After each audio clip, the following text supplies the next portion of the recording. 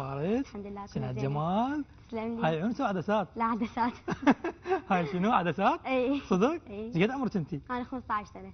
حلو 15 سنه وخبره تجميل. من يصير عمرك 30 سنه شو تصيرين؟ الله كريم. الله كريم. سوي بوتوكس؟ لا ما مسوي بوتوكس خلاص. ولا اي شيء اصلا. ايش عجب؟ وليش اسوي؟ ما ها. احتاج. اي والله. مخليه اكستيشن لو مخليه؟ لا حياتي شعرها طبيعي. نفحص؟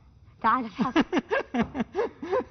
شلونك فاطمه؟ الحمد لله. انت شلونك؟ شو اخبارك؟ الحمد لله كل زينه. ليش صرتي خبيره مكياج؟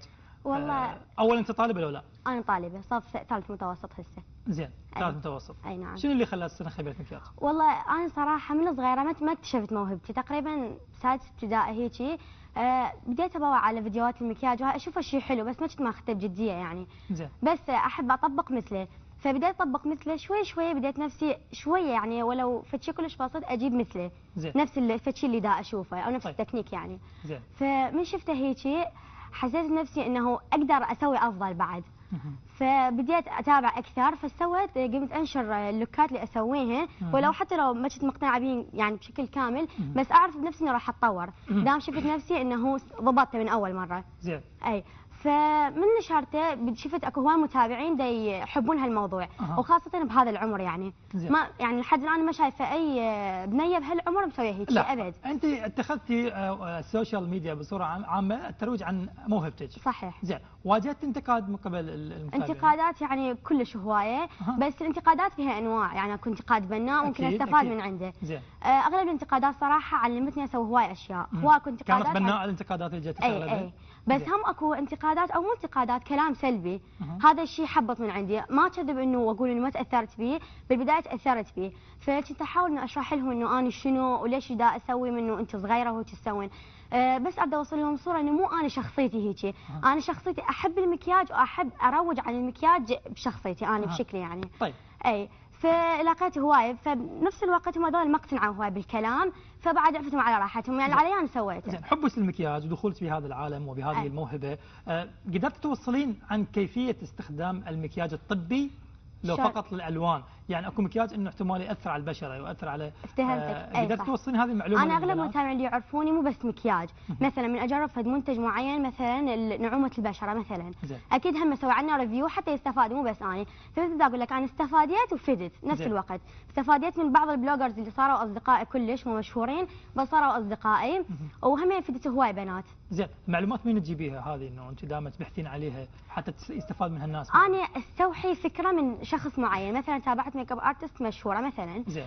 راح استوحي منها الفكره الطريقه مالتها، بس نفس الوقت مو اجي واطبقها علي. زين. لان مثلا تقاسيم وجهي تختلف عن تقاسيم وجهها. يعني مثلا نشوف ميك اب ارتست مشهوره دا تسوي مثلا توتوريال، مو نروح احنا راسا نسوي مثلها، لازم نعرف انه هذا الشيء يناسبنا او لا. مثلا هسه انا مو اي وحده اشوفها راح اسوي مثلها، او مو لون اي حمراء اجي احطه. اول شيء اشوف تقاسيم وجهي ترهم هذا الموضوع وهكذا. هذا خشمه كبير الزغري؟ اي عادي بالكويتر موجود. وداعيون هذا قام الزغري كل شيء يصير بالمكياج. يصير؟ اي يصير. دير بالكم يا معودين. دير بالكم شبابنا، سمعتوا؟ الخشم الكبير يضيع ومن تغسل وجهها يطلع ما ادري منو. لا احنا كليتنا حلوين بالمكياج او بدون مكياج، يعني الله خلقنا حلوين اصلا. كل البنات؟ طبعا كل البنات حلوين. صدق؟ والله موضوع الله يشوفنا حلوين. ها هي. والشباب؟ شبابهم حلوين. اوكي. عبالك تحكين على الشباب. لا لا. زين. فاطمه يعني هسه انت داخله بهذا المجال. اي نعم. وين قدرت يعني تقوين نفسك اكثر؟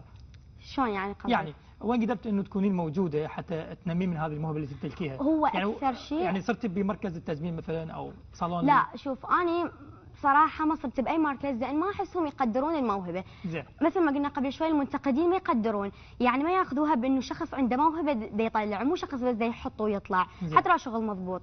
هو مو انا بس مو دا اطلع هيك، دا اريد ابين موهبتي للمجتمع. زين. ابين لهم انه الانسان الصغير مو معناها ماكو اي شيء، مو بس بالمكياج بهوايه اشياء. هذه الموهبه فريده على العائله؟ اي ما عندنا احد هيك. ما عندكم احد؟ لا لا لا. ويعني اكو واللي من شافوني هيك بالبدايه تفاجئوا، لان كان مع العلم مو فد شيء كلش على ما مضبوط. جربت اول مره خربت وجه من؟ والله ما جربت على حد، على نفسي. يعني ما خربت وجه احد؟ لا لا مو مخربه، بس هسه احسن وجه احد مو اخرب. يعني صديقاتك اقاربك بالعائله يجونك انت يسوي لهم ميك اب؟ تاخذين فلوس ولا لا؟ لا. ليش؟ ما اخذ منهم فلوس يعني، ما اعرف تعتبريها تجربه انه تنمي بها موهبتك؟ تقريبا اي، لان انا صحيح هسه لحد الان بالمستقبل تسويهم؟ ان شاء الله. انا صحيح هسه بمكان حلو بس هم اعتبر نفسي بعدني شيء بسيط اقدر اطور ست رفيق خلينا نشوف الصور اللي هي جابتها وياها. طريقه الميك اب. تتخذين طريقه الميك اب الاوفر لو الطبيعي؟ كل شيء له، يعني مثلا كل شيء له، مثلا المكياج العملي يختلف، مكياج السهرات يختلف، كل شيء. لو دائما نحرص بالمكياج انه يكون شيء طبيعي. اليوم الشباب اكثر شيء يسووا حتى يرضون به البنات، مثلا اذا لبس حلو حتى انه يقنعون البنات ويعجبون به البنات، وبالمقابل البنات ايضا يمكن البعض يلبسون حتى صح يعجبون الشباب. المشكله الاساسيه اللي اتحدث عليها انه كل الشباب يعني يحبون المكياج الخفيف، لكن البنات يعني مكلبين بالمكياج الاوفر. وهم مو كل البنات، اكو ولد يحبون المكياج خفيف واكو ولد ما يحبون مكياج، نفس الشيء البنات، اكو بنات يحبون فد شيء طبيعي وفد شيء اوفر، فهي حسب الشخصيه يعني مو بصوره عامه البنات هيجي، حسب كل واحد وشخصيته شيء حلو. زين عبد السلام السؤال، اي اسال. هذا الخبط شو يسموه؟ يا خبط. والله خبط يخبطون هيك على اشياء هيك ويحطوها على هاي كريمات خاف العيوب، هذا ما اعرف اسمه. اي عافيه كوركتر. الوجه محفر بكرك مضروب بخاف العيوب تطلع شنها اليسا. زين هم يسوون هذا الشيء؟ شلون؟ هم يسوون هذا الشيء للبنات؟ قصدك تصليح العيوب؟ اي طبعا. لا مو جاي تغشين الشباب. لا والله مو ذنبي هذا، هم يتشردون، انا ما علي. اي والله. يعني ما راح تكون مسؤوله انت او ما علي انا، شو يصير خيص. انا علي اسوي. زين يعني طريقه التعلم هذه عندك طريقه اخرى لصقل موهبتك تكون افضل؟ تابعين منو؟ اي اكثر شيء اتابع هم الميك اب ارتست او البلوجرز بصوره عامه، حتى مثل ما قلت لك مو بس بالمكياج، يعني المكياج طبعا ندري شو اسمه بكومه اضرار مو بس شويه او كلها اضرار، بس بنفس الوقت مثل ما نعلم البنات شلون يخفون العيوب، نعلمهم شلون يصلحون هاي العيوب بدلا من المكياج. حلو. يعني نعلمهم شلون يصلحوها بدل ما يخفوها، افضل هذا الشيء، لان حيفيدهم بالمستقبل، لان اذا خفيناها راح يضرهم اكيد. زين على طار المستقبل شو تفكر تصيرين بالمستقبل؟ والله ان شاء الله ميك اب ارتست، مو بس شهاده، اخذ شهايد هم ان شاء الله. اي ان شاء الله. يعني يعني دراستك وعملك راح يكون ان شاء الله، بس انا ما راح اهمل دراستي، انا لحد الان مركزه بالاثنين، يعني هسه انا من كنت بالمدرسه، هسه عطله اكيد، من كنت بالمدرسه خاصه بالامتحانات كلش مركزه، ومو بس انا شاطره يعني كلش ممتازه بالمدرسه. ليش؟ لانه يعني المكياج لاحق وهالموهبه موجوده. تتخرجين من السادس تفكرين وين تصيرين مثلا ان شاء الله؟ ان شاء الله اني كليه قانون اروح. قانون؟ اي. بس صعب القانون، شو راح تكون بعالم الميك اب لا هو اكيد هم مثل ما هسه قاعد انسق بين الموضوعين، لان هم مو سهله دراستي ويا المكياج اللي دا اسويها ان شاء الله بالمستقبل حيكون حتى فكري واعي اكثر. تكونين خبيره تسجيل بالمستقبل؟ ان شاء الله. ان شاء الله ليش لا؟ ان شاء الله ليش لا؟ تروحين تشاركين بمهرجانات؟ ان شاء الله ليش لا؟ فكره بهذا الشيء؟ طبعا. اهلك ساعدوك بهذا الموضوع؟ كلش يعني انا لو ما اهلي كان ما عرضت نفسي على السوشيال ميديا وما كان لقيت ناس تحبني، اهلي هم العامل الاساسي بالنجاح. غير متابعتك على السوشيال ميديا؟ بالانستغرام 24,000. زين. و100. حلو. اي بالسناب تقريبا 5000، يمكن مو كلش نشطه على السناب شات، وان شاء الله عندي خطوه قريبه كلش دا اشتغل عليها اللي هي اليوتيوب شانل، ان شاء الله قناتي باليوتيوب، سواء كانت الميك اب على موديلز، وان شاء الله بنات يستفادوا من عنده، وانا اكثر اكيد اتطور بهذا المجال. زين راح يحتاج موديل بهذا الموضوع، شلون؟ موديل راح يحتاج لك؟ اي اكيد. منين راح تجيبيه؟ عندي هواي صديقاتي اعرفهم هم اكو يعني موديل مخصصين للمكياج. عمرك 15 سنه وعندك هيك صديقات؟ اذا صار عمرك 25 قصر عندي صديقات. ودا اقول لك يعني السوشيال ميديا هم ما شاء الله بقول ترى انا ما احسد عندي اصدقاء.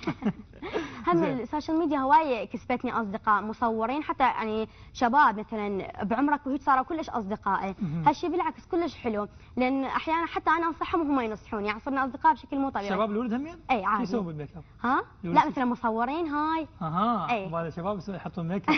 زين فاطمه السوشيال ميديا استفادت منها هوايه؟ طبعا كل شويه استفادت، مثل ما قلت لك فدت واستفادت. زين. اللي استفادته هو انه اول شيء اللي استفادته هو الثقه بنفسي، هواي علمتني انه اثق بنفسي اكثر، كلش هواي، لان عن الناس اللي شفتهم المنتقدين انه هو مو بس المنتقدين موجودين بهذا المجال، بكل حياه انسان لازم تلقى منتقدين. زين.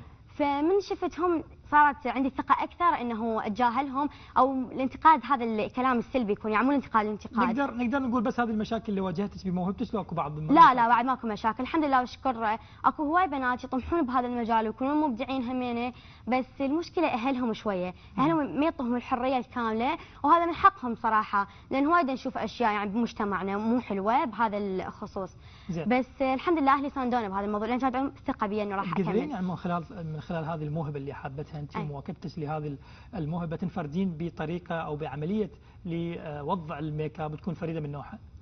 هو باع كل انسان او كل ميك اب ارتست، صحيح احنا مثلا نسوي نفس اللوك، بس كل وحده تضيف لمستها الخاصه، فاكيد كل انسان عنده مو بس بالمكياج، وكل انسان عنده لمسه خاصه في شيء معين هو يسوي اكيد يعني. زين.